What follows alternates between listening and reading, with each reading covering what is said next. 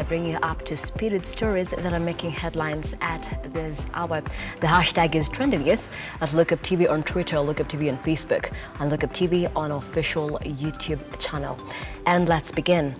Japhet Koome has been sworn in as the new Inspector General of Police. Koome takes over the reins of the police force from Hilary Mutyambai, who retired on medical grounds.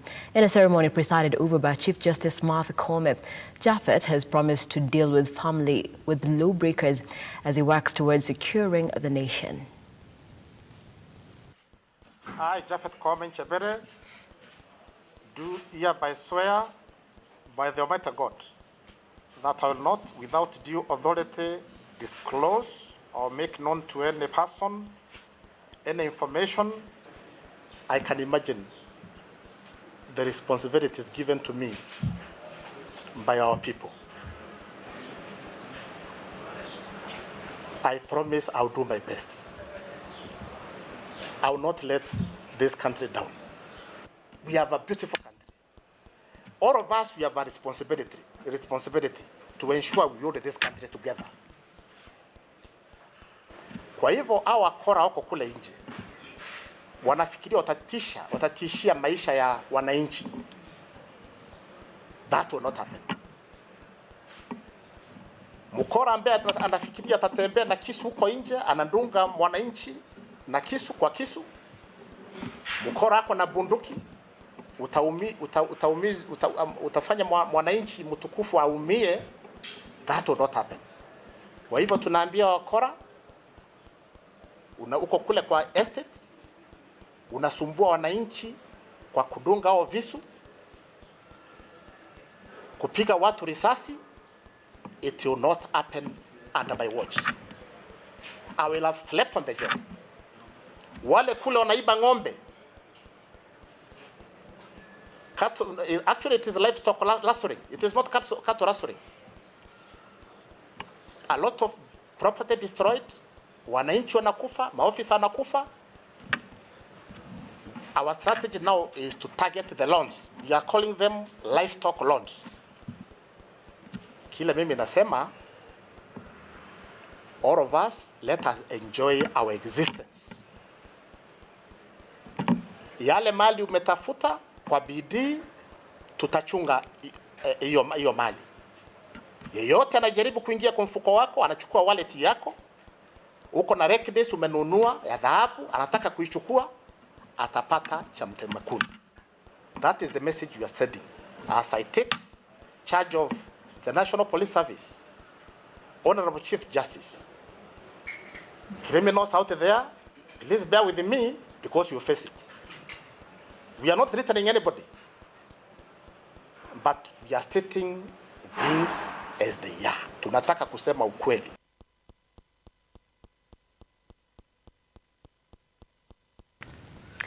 And away from that, the National Council of Churches of Kenya, Embu chapter, has castigated remarks made by political leaders who are pushing for an amendment to the presidential term limit. They claim the remarks are unnecessary and send the wrong signals about the type of leaders elected barely 3 months into office. We are of the opinion that it is untimely at this particular moment in time. It is coming too soon after we have elected the current government. They have not even done their job. They have not even attended to the issues that they said they would attend to in their manifestos. Our people are hurting and are hungry. We have many things which are going wrong. And as many people are aware, even our coffers are empty. So it is our urge that our parliamentarians should not mispraise their focus at this particular time, but rather they should address those issues which are affecting Kenyans. Term limits are in the Constitution, and I think if it were to come, it should come much later. As for now, it's totally out of the question. By the way, those people have their right to say what they are saying. In fact, the Constitution allows them to say what they are saying. Or what we are saying, it is untimely, in bad faith, evil for now. And even in future, it should not arise. Kenyans have suffered a lot for this democracy that we have enjoyed for the last 20 years. So it's our prayer that this thing need not occur or arise. It's too early to go that direction. And religious leaders from Garissa County, under the auspices of the Inter-Religion Council of Kenya and the Department of Health in Garissa, have embarked on a COVID-19 vaccination campaign in the area. This follows the upsurge of COVID-19 cases reported in the region. The clergy and the health officials will camp in the region for 2 months to create awareness of the pandemic in a concerted effort to boost the vaccination uptake. Our coverage in COVID is very, very low among the other counties. We are only 14% of the number of people that we are supposed to immunize by now. So we have deliberated on how to increase our coverages. COVID is still with us. We are not out of the woods. COVID have not ended. It is there, and we are getting patients or people who have suffered from COVID, so we need to take the vaccinations. We have seen people who have died because of COVID, but so far we have not seen anybody who died because he got the injection. So, and we have not seen that anybody complaining that since they took the injection, manoma yao imerudi chini.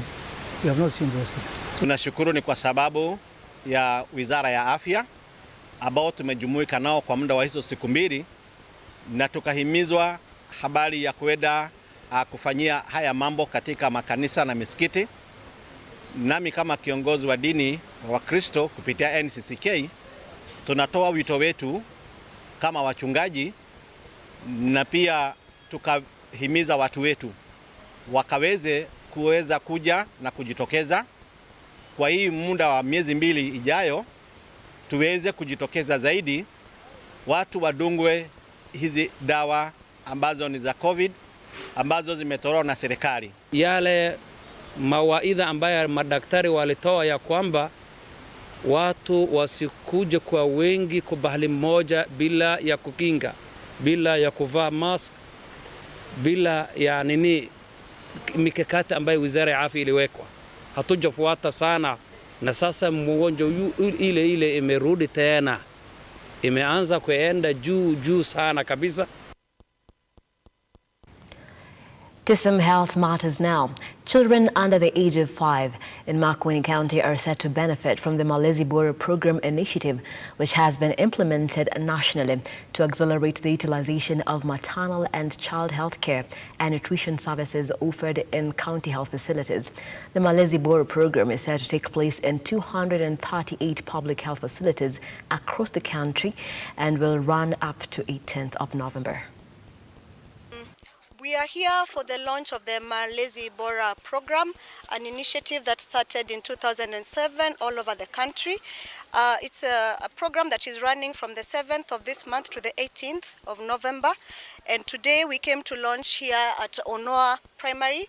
We are targeting to reach around 150,000 children all over Makueni, around 50,000 from the private ECD, and another 1,000 from the public ECD classes.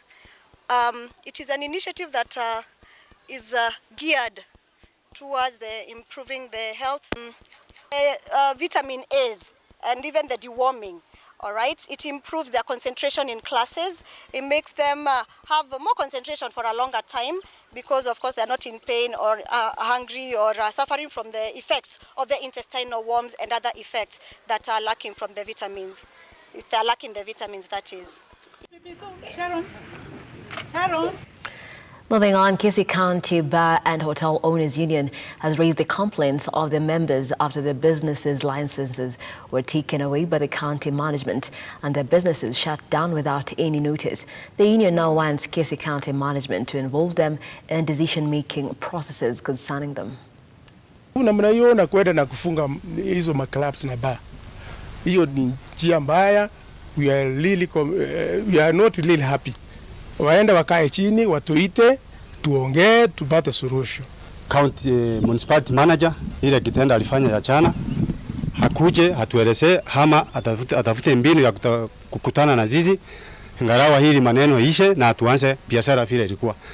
Kenya yenye tuko saizi ni ile tunataka biashara isonge, kwa sababu wenzetu wengi wanategemea hizo biashara zao, na hizo biashara lazima zipewe heshima vile inatakikana, kwa sababu sisi ndio wenye tunalipa ushuru mingi katika county na Kenya mzima as a whole. And since one of the clubs is being targeted because it has been consistent for a very long time since it was opened in Kisii Town and ruled the entertainment market, raising stiff competition to other entertainment joints which have ruled Kisii for long. And officials responsible for staff management policies in the civil service have been urged to consider the impact the policies will have on the well-being of the staff during implementation. Speaking at the Kenya School of Government during the official opening skills course attended by human resource officers, different ministries, departments, agencies and county governments. The Principal Secretary in the State Department for Public Service, Mary Kimonye, said the implementation of policies need to have a human face since it has had an effect on the officers' well-being. I'm a completely changed person because producing mental health champions that are going to nurture people, not objects. We are at a level whereby Kenya Mental Health Action Plan dictates that we need to establish wellness programs in our workplace. We love you also. Thank you. And now to one of our top business stories of the day. Safaricom has released the first half-year results, recording a 4.6% increase in service revenue, which translates to slightly over 144 billion, and net income that grew by 0.6% to stand at 35 billion Kenya shillings. The telco, however, recorded a loss in voice revenue of 3.8% to close the financial period at 39.8 billion. For the period under review, Safaricom Kenya posted a service revenue growth of 4.6% year-on-year, while net income grew by 0.6%. On an underlying basis, adjusting for the revision of mobile termination rates, our service revenue growth was 5% and net income growth of 1.3%. Given all that we have spoken about, our group earning before interest and tax guidance remain unchanged at a range of 87 to 93 billion Kenya shillings.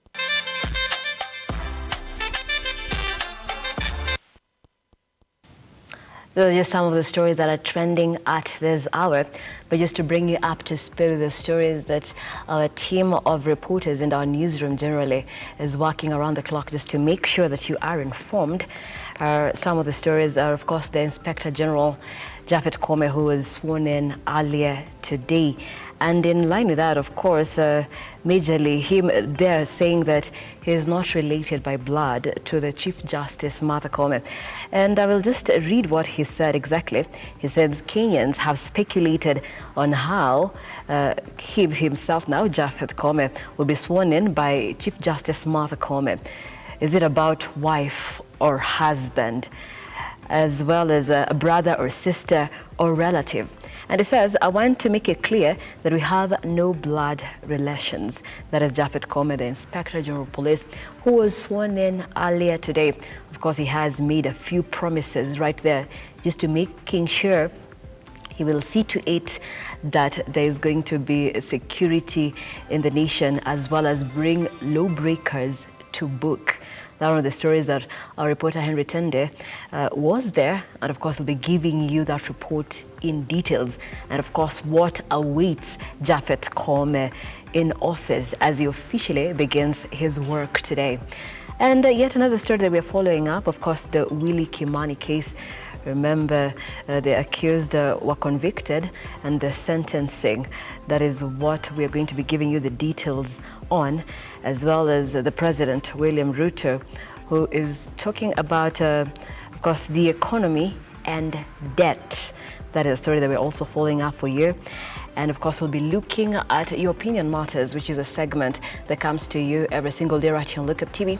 And it is a segment that focuses on major issues, and your voice is catered for right there. It is an opportunity for you to talk about issues and national issues that affect us on a day-to-day issue. And of course, we'll be catching you up on the latest on the business front, as well as some sporting action. I am Nancy Nelima. Thank you so much for watching. Do keep it Lookup TV. We've got so many things in store for you, as well as Nikita Kering, who is trending on Twitter, but I will leave that to The Rush, which will be coming to you at 9 right here on Lookup TV.